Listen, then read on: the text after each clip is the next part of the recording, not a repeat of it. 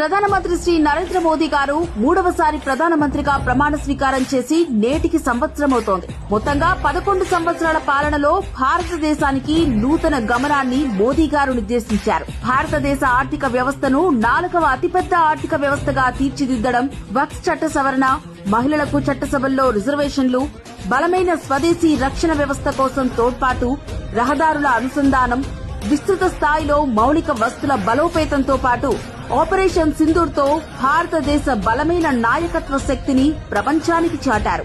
యువత నుంచి రైతాంగం వరకు, మహిళా సాధికారత నుంచి అంతర్జాతీయ దౌత్య సంబంధాల వరకు మోదీ పాలన భారత రాజకీయ చరిత్రలో స్వర్ణయుగం మాదిరిగా నిలిచింది. సనాతన ధర్మ వైభవాన్ని కాపాడుతూ ప్రపంచవ్యాప్తంగా ఒంటరిగా పోరాడుతున్న హిందువులకు తోడుగా నిలుస్తూ భారత ఖ్యాతిని విశ్వవ్యాప్తం చేస్తున్న మోదీ గారు, మీకు ఇవే మా ధన్యవాదాలు. మోదీ అంటే విశ్వాసం, మోదీ అంటే ధైర్యం, మోదీ అంటే అభివృద్ధి, మోదీ అంటే ప్రణాళిక, మోదీ అంటే నిబద్ధత, మోదీ అంటే నిరాడంబరత, మోదీ అంటే భారత్, భారత్ అంటే మోదీ.